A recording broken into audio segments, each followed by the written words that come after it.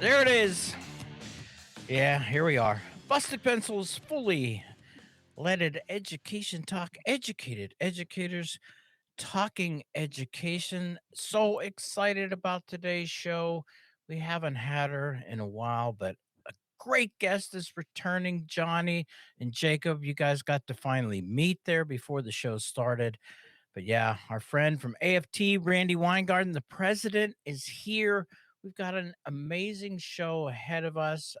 Johnny and Randy started talking before the show, and I was like, hold on, save that because that's the stuff we want to have on the show. But yeah, Dr. Tim Slucker, Dr. Johnny Lupinacci, Jacob, chairman of the boards. Here we are, busting pencils. And man, You. Randy, you got a new book out. I Um, do. And I just why? had a cup of coffee. Oh, you got why fascists? Yeah, why fascists fear teachers. And man, we're gonna get into it though. Love the book. There it is on the for the YouTubers. You can see it.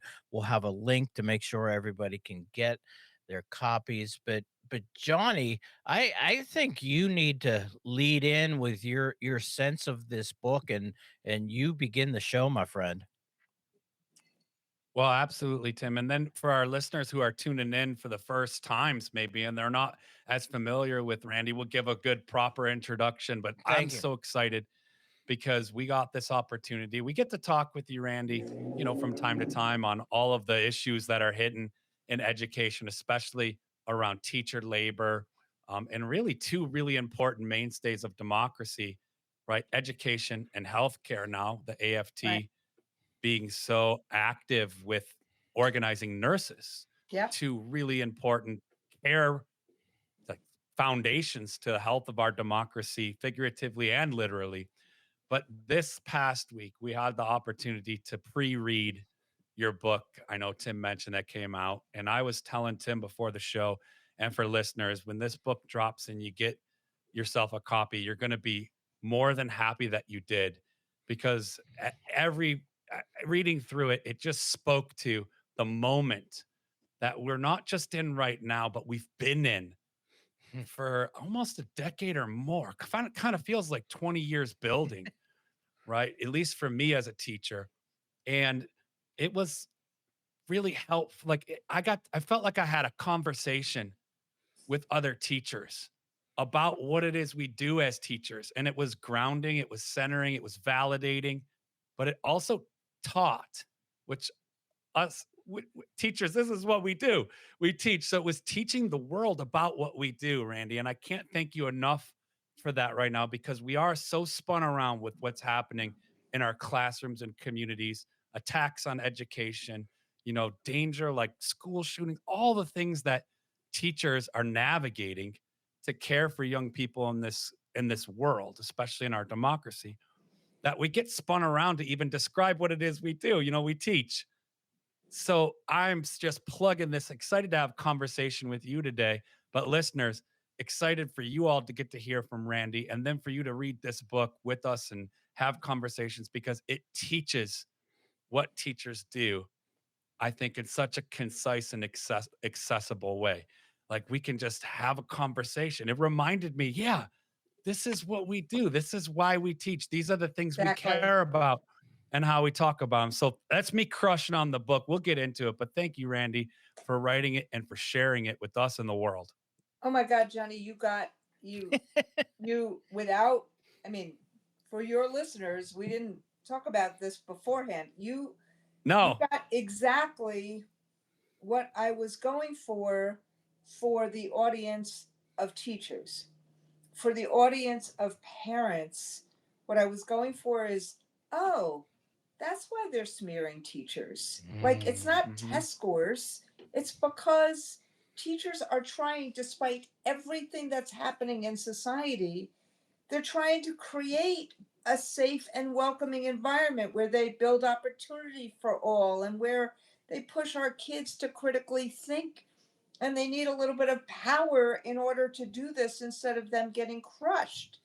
And then to also basically layer on like, what's going on in this last decade that's so different than beforehand? Because what's happened in the last decade is we have an erasure. Look, it started with Donald Trump going after Barack Obama, saying he's Mhm. not a citizen of the United States, and people still believing it, or the people that we saw with our own eyes what happened on January 6th, and then saying, oh no, that was just visitors to the Capitol. So this notion of why is this happening, this disinformation, this misinformation, this fear of the other, this fascistic behaviors. And so I wanted to do both the, identifying fascistic behaviors. Look, I am a AP Gov teacher. I am not an academic, but I wanted to identify those behaviors. Spoiler alert, I do not call anybody, I do not label anybody a fascist because I didn't Right. want the book to be about is he or isn't he. I wanted Mhm. it to be about the fascistic behaviors and why there's such a fear of teachers, and it's a fear of what we do. It's a fear Mhm. of us pushing kids to learn and to enjoy learning and to think. And it's a fear of pluralism and having public education as, basically this public good of all these kids who are different and families who are different coming together. Remember the whole idea about a salad bowl or a Mm. melting pot? And so to hear you, Johnny, say that's what spoke to you, it is a love story of my so many years in education to the members I represent who have done so much to help kids thrive. And so I wanted that. I'm so grateful that that's what you took out of it. And Johnny. for you, yeah, and for the listener, you're gonna get a copy of this. You're gonna grab it. You're gonna want it. But the best one of the best things, Randy, is you're a teacher too. I mean, you talk about the things you are, a lawyer, all the things, president of the AFT, but you're a teacher, and that shines through Wow, in that's each chapter so. being a lesson that is like yeah, it's I mean, engaging and thoughtful. at So appreciate that. It's like at the I end of learned. it, I do. Sorry, I have to wear my glasses these days when I read. But there is this poster that a teacher gave me that I've trucked with me to every office I have that says, I inspire, I encourage, I empower, I nurture, I activate, I motivate, I change the world. I am a teacher. That is how teachers feel, even with everything that Donald Trump and others are throwing at us, even with this new decision about ICE that came out of the Supreme Oh, Court today. right. We try and help kids. That's not only our job, that's our occupation, that is our avocation. Nobody goes into teaching other Mm. than wanting to make a difference in the lives of kids. And teachers should be revered, not reviled. Teachers should be given. I mean, look at what's happening this year in terms of supplies and the fact that with everything that's going on with affordability, teachers are taking more money out of their pockets, parents are taking more money out of their pockets. Where is the money? Why give that money to billionaires? Why are we not giving that money to kids in schools? Oh. See, and man, so much comes up here, and Johnny, great lead in and coming back with this. I gotta first go though, Randy. I agree with you 100%. Fear that fascistic. I love that too. I got a new word for my vocabulary. I didn't make it fascistic behavior. It's a fear of teachers, but isn't it also a realization that when teachers get to be that force really about why they became a teacher anyway, it's really real, the realization of if we allow teachers to be teachers, to do the work that they thought they were originally going to do, inspire, create connections, bring togetherness, understand differences. That is what we fear, is allowing teachers to do the work that they originally wanted to Exactly do. right. Exactly right. And you know, Tim, you and Johnny know, like I know, that if kids are in your classroom, I mean, if they're in your class and you're trying to figure out how to bring the best out of them, how to force them to think. And sometimes it is forcing them to think. Mhm. We have to think about what's heard, what's felt, how to open them up so that they're really thinking, that they're problem solving, they're taking a fact, applying something and getting to it to, a conclusion. Sometimes we have to push them and they Mhm. have to be uncomfortable. And how dare somebody say that that is not within the ambit of teaching? The struggle of slavery. Yeah, Yes, it makes some people uncomfortable. We have to teach about that. Anti-Semitism, racism, we have to teach about that. But it's also the success of the United States of America right. being the country that these rebels who became founders of this country wanted to prevent us from ever having a tyrant or a king. That is the success of this country. We should be reveling in it, and not pretending that it didn't take struggle to get there. Eh, the And that's what's so crazy about what, like, a PragerU or the right Oh, wing is doing. my Sorry. goodness. No, I love it. We are talking to the president of AFT, Randy Weingarten. Her new book, oh my God, it's so much. Why Fascists Fear Teachers. Yeah, and anybody looking at the YouTube, you can see it, and we will definitely have links so that people can get it. But Randy here, man, and obviously our first segment's almost over already. What in the world?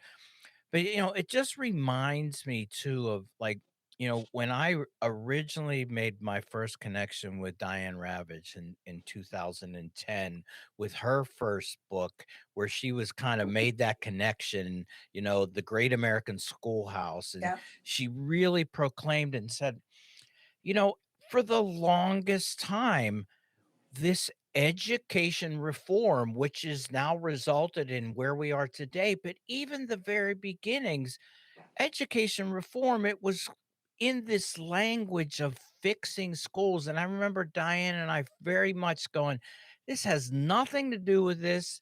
This whole reform movement is about taking away teacher autonomy and putting them into this you will do that. So the test and punish movement, the reform movement, no child left behind.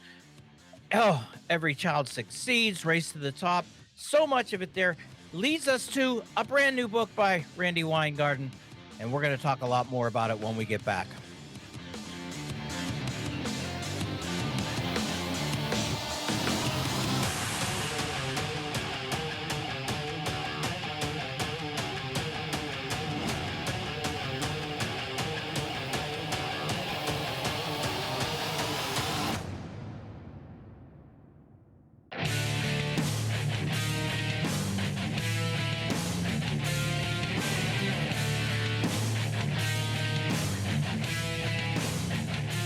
It's almost like you can hear the boots coming down the street and the march with that music, Jacob. It's Busted Pencils, fully leaded education talk, educated educators talking education. Our guest, Randy Weingarten, president of AFT, brand new book, Why Fascists Fear Teachers. And we said there's so many reasons. Probably the biggest reason is fear of teachers being teachers is is the fear. But Randy, you led though in the book, and just do a little sharing here with the story of Nazi occupied Norway Right. and the teachers wearing paper clips, in defiance. A great historical story. Do you see any potential new American paperclip wearing moments now or anybody doing anything like that or suggestions for how we rebrand the paperclip movement. Well, what I loved about, and I have for those who It's, are there it wearing or is. who are on YouTube, what I loved about the paperclip story is that the Norwegian teachers after Nazi occupation thought about how, without being able to, show buttons or any other symbols, they wore paper clips because it was a way of of of being united and bound together, and it symbolized something that, after a short while 12,000 of the 14,000 teachers in Norway wore these paper clips, and then kids wore these paper clips. Mm, And the Nazis tried all sorts of things to stop them, to the point that they closed schools. And parents were, the teachers still kept teaching, and parents supported them. It was a way of showing a resistance to autocracy, to fascism, to totalitarianism.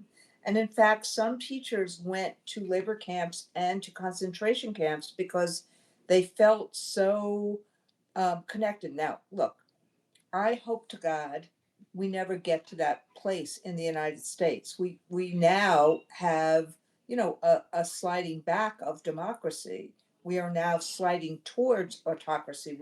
We have not slid towards totalitarianism. mm, But at the end of the day, I use that story as to show what teachers do as part of community and what teachers do in terms of education. And yeah, I would love to see if we had a paperclip moment in mhm, terms of this country. But you're already seeing the fact that teachers understand their assignment, and they understand that our job is to create a safe and welcoming environment where kids, to the extent that we have any latitude whatsoever, we create an engaging and relevant curriculum. And Tim, you were talking before about all the different levels of kind of top down, there's Johnny, top mm, down reform. But what the focus of that was not just taking mm. power away from local schools. I mean, in some ways, the irony of Trump saying, oh no, we want local schools to have the power back, and this was taking it away. But this is what it was. It was divorcing schools. Think Yes. about, we used to have shop class. Right. Think about, we used to have civics. Think about, we used to have citizenship. It was pushing schools to simply be about English and math. That's what No Right. Child Left Behind was. That's what the testing is. And now you got the woe is me crowd that's like, how come we don't teach civics? Well, if you double up on English and math classes all the time, and all you do is say to school systems, your accountability is about English and math, what the heck else do you think they're going to teach? And so Exactly. there's not a reflection of these, powers that be, that maybe they got some of this wrong. Instead, what we have is even more of a path of Yep. going to fragmentation with vouchers and with this and homeschooling, as opposed to what creates community and what do we need to do to help kids thrive. Mm. Yeah. There's so much just there the way you bring this together, and I think that from Johnny's standpoint too, this is why, listener, right there, wherever you are out there listening, either podcast to the broadcast right now, when you get this book and you start to read, your immersion, your own conscious immersion will start to pull you in to a story that you start to go, yeah, yeah, that oh, what in the world happened? And so teachers, you're thinking out there, but Randy, and here we are almost done with our second segment here. But I like too, because Johnny and I have said busted pencils. Yes, it's for teachers. Yes, it's for public school teachers. but it's also for our neighbor who Exactly. might go, "Oh, I didn't know that," or "That's the way," and that to me is that's who I wanna give this book to, is my Well, that's neighbors. exactly so, Tim, that is exactly why. I mean, look, you and Johnny, like we have seen what teachers do. We know what teachers do. We have taught. But what the stories, like the stories about Abby Clemens, about Raphael Bonhomme, about Ryan Richmond, Barbara Johns, these are names people don't know. But Mhm. these are who teachers are, and I wanted to make that accessible. Man, that and that's what it is, and if you're wondering, "Really?" Yeah, get the book. We're enjoying Randy Weingarten, president of AFT, brand new book. Got a lot more, well, one more segment. And Johnny, so glad to see you back. Johnny's going to lead us off when we get back.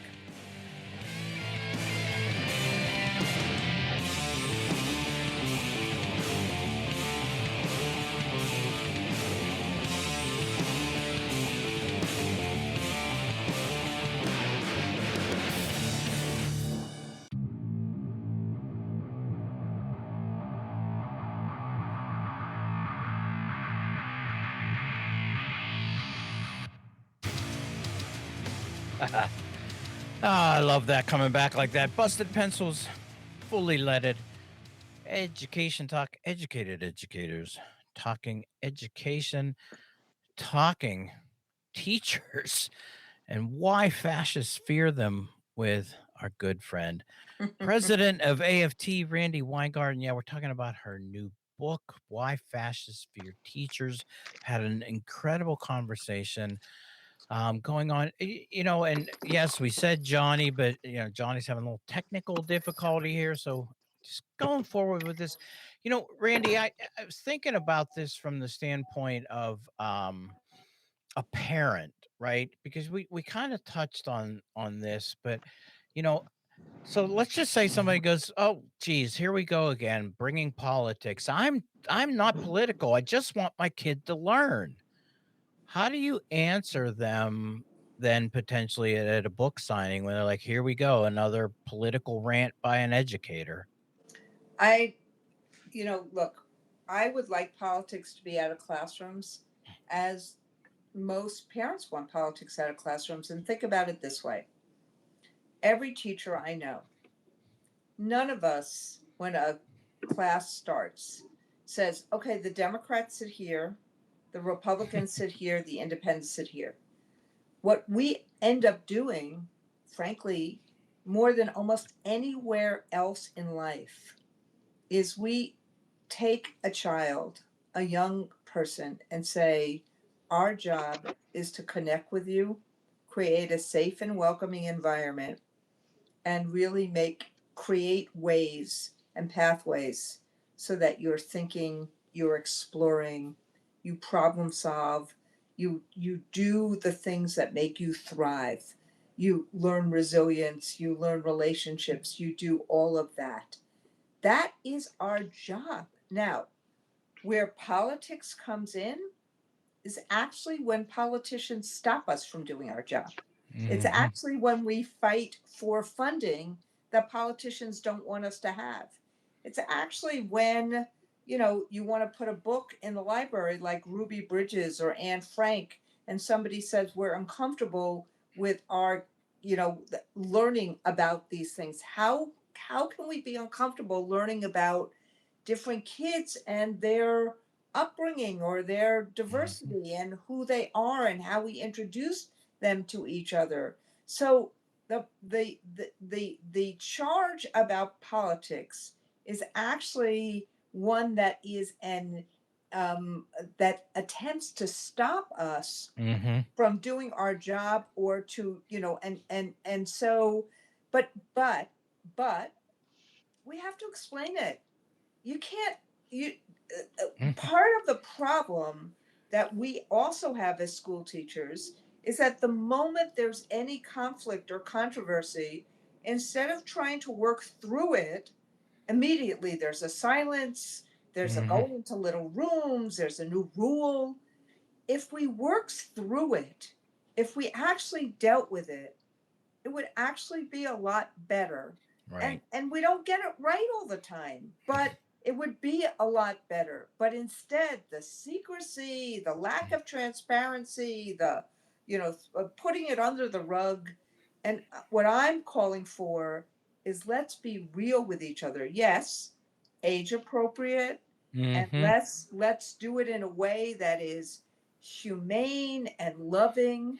But I want kids to understand, if I'm a history teacher, I want them to understand the struggle around civil rights, the struggle of kids in Lyndon Johnson's classroom before he was president of the United States. They didn't have shoes. And he took money out of his pocket to actually help them. And that's part of the reason that we have a federal role in education.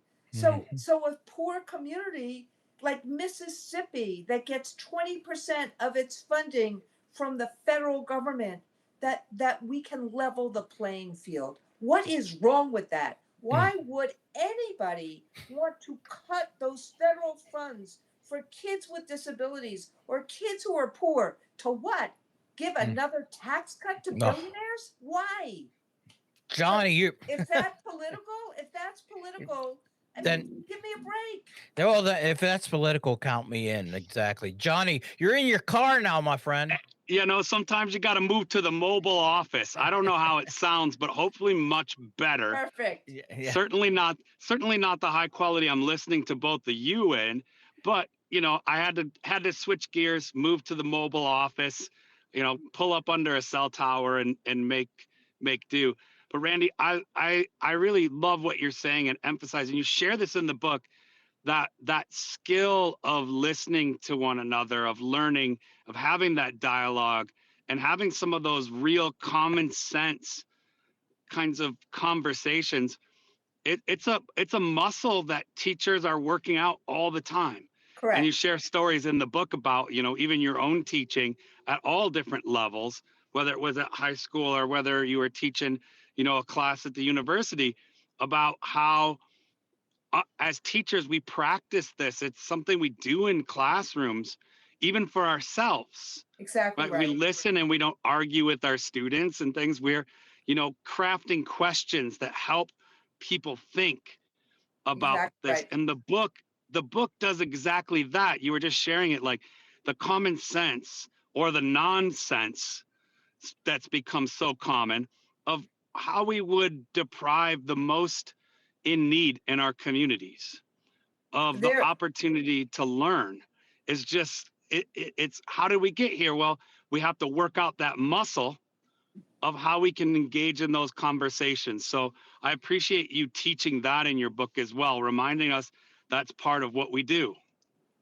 there's one story I tell. Thank you, Johnny, very much for that. And look, I just want to say, you are practicing what we do all the time as teachers. We MacGyver better than Yeah, MacGyver. yeah, it's That's true. exactly what you've done. Okay, the virtual doesn't work here. I'm going to go to my mobile office. How many of us did this during COVID all the time? Yeah, It's like, but part of what I wanted to do is I really wanted students, parents, families, teachers, frankly, anybody who's concerned with democracy or with freedom Mm. in America. Look, I am a patriot. You see my flag up there. Mhm. I am sick and tired of people saying that those of us who really want the country to be better for everyone. Of course we're patriots. Yeah. I love our country, and part of what I wanted to do was lift up the founders Yeah. and their push. They were the ones who pushed to have education because they understood if kids were engaged in the pursuit of critical thinking, we wouldn't ever have another tyrant or king. And so I'm like going back to first principles. And that's who we are as Americans. We should rejoice in the education of young people. We should give this to everyone. We should make sure public schools are sacrosanct. Yes. Do we need to do better? Should we Mhm. always be involved in improvement? Of course. But why would we want to take them away? Why would we want to defund or abandon them? And that's frankly what fascistic behavior is. Yeah. Us versus them, demonizing, dehumanizing, defunding, so that kids don't have the agency that they need to fly. Well, and that's kind of it when you said whether totalitarian autocracy, but you know, if you're inclined to want that, you then figure out where are the resistors to that.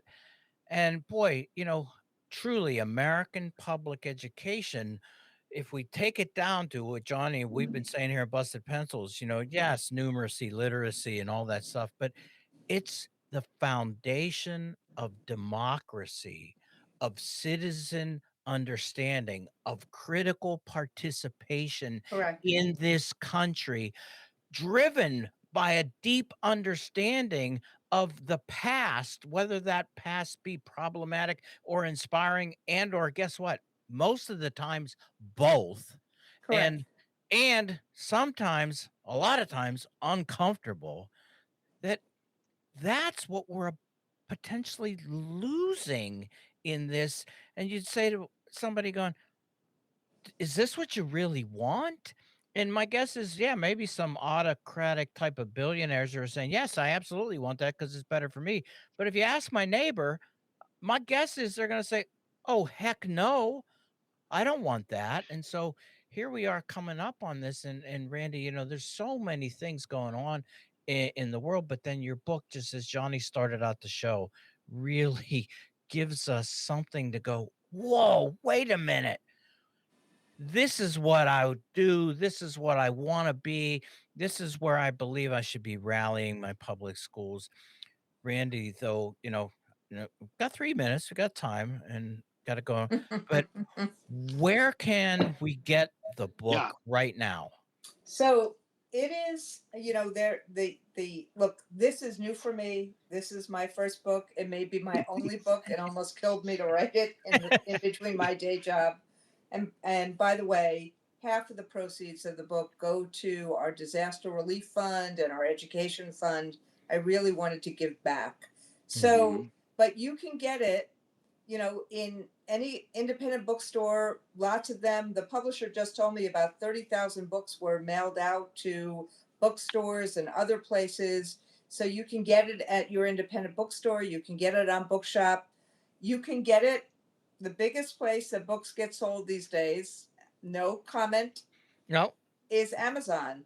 That is where the New York Times gets its list. That's whatever. And you can pre order it on Amazon right now. Just type in Why Fascists Fear Teachers. You can get it at Barnes and Noble. You can get it in lots of different places. And I'm doing a lot of small independent bookstores. I'm doing readings or book launches there because those are the yep, places that I want to support in terms of what they do, like libraries for America. yeah. Yes. Well, and that's where democracy, right? You get it in Exactly. that bookstore, start to have a conversation. So, and also supporting our small businesses Yep. at this moment. And so, the publisher is Penguin Random House, and I'm just amazed that we were able to do all of this stuff. But what Johnny said originally at the beginning of this podcast, it is about being seen Mhm. and the kind of celebration of what education is, what teachers do, and what we need to do as Americans. Oh, man, almost wish I could say, well, I am going to say, Randy Weingarten, thank you so much for coming on Busted Pencils. We always appreciate it.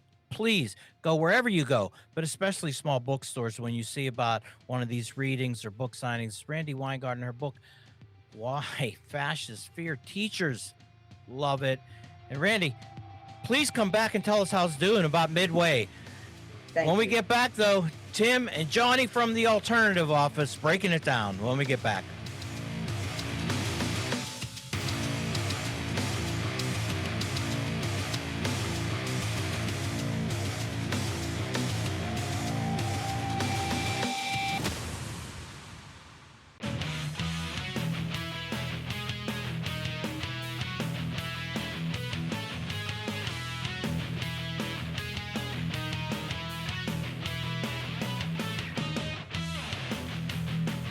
Woo.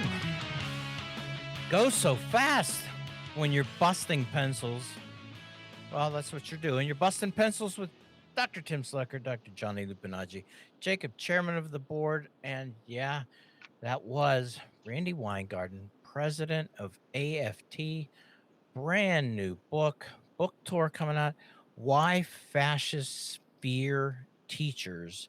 And that discussion was like, okay, I want to do more and more of those types of interviews. And Jacob, I want to get your perspective, Jacob, because you got to listen there and see this, and like, any thoughts, reflections, reactions? Well, Tim, I had a great time meeting Randy for the first time here. I thought that it was great hearing about her book.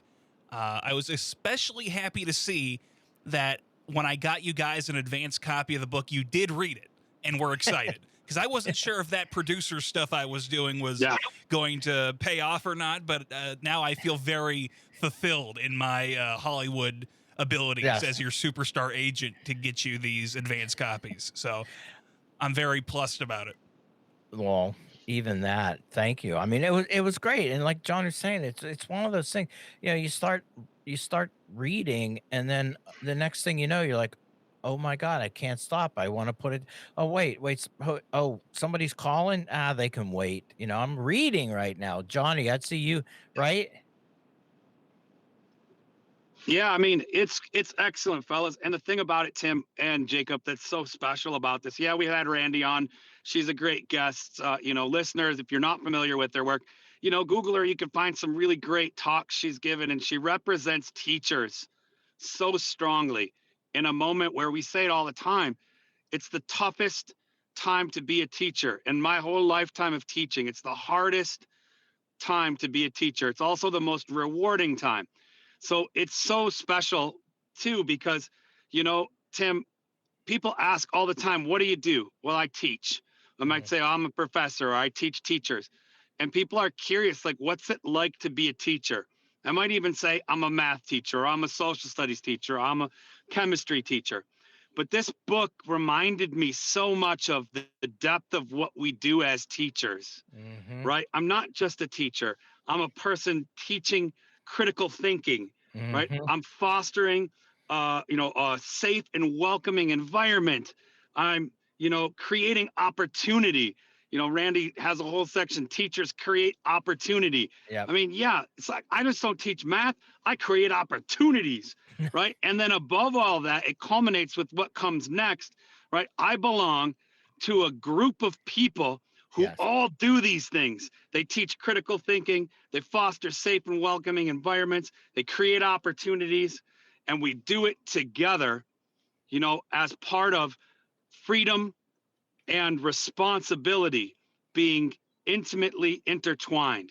So that whole notion, man, it's just a book where you read story after story about why we as teachers do what we do and how it's incredibly difficult to continue to do this amazing work in the context or an environment where not only are teachers disliked, but they're being undermined at every turn. So I really appreciated the book. It gave a lot of oomph, as you can tell, with my excitement to being a teacher. But there's lots for us to talk about in our class and sessions this week, and probably even into next week, because there's so much stuff that Randy's given us here, Tim. I can't wait to keep chopping it up with you and the listeners. Nice. I love it too. And Johnny, what you're talking about there, is the four core roles teachers play that Randy identified. They are truth tellers, they're bridge builders, they're opportunity makers. And guess what? Yeah, they're part of the union and they're union organizers. That's it. And Johnny, the reminder of going, wait, that is what I do, right? It's like we lost that, and I said historically, it has been slowly eroded away that those are the things that we do as teachers. We've been sold a bill of goods for so long. The idea that, a current administration that wants to put, fascistic, I don't know. Exactly right, Tim. Thank you, Well, Jacob. I mean, guess what? Teachers now, though, maybe this is the awakening that this book does, is to go, oh my God, now I remember, I knew I got into this for, mm, man, so much. But you know what, though, Johnny? Now it's time for your moment of Zen.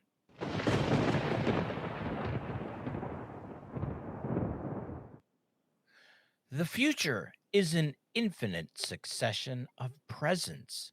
And to live now as we think human beings should live, in defiance of all that is bad around us, is itself a marvelous victory.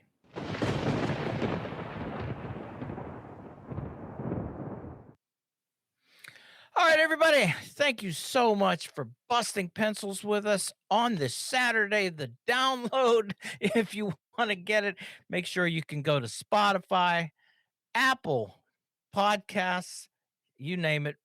Check out Civic Media's website. And of course, bustedpencils.com. You can check out all kinds of things there. Maybe even, find a Busted Pencils t shirt if you want one. But make sure to Monday, homeroom, Wednesday, classes in session, Friday, Jacob's chairman of the board's choice, special shows there. And yes, every Saturday, you get Tim and Johnny for 1 hour of your favorite blue collar scholars and keep busting pencils.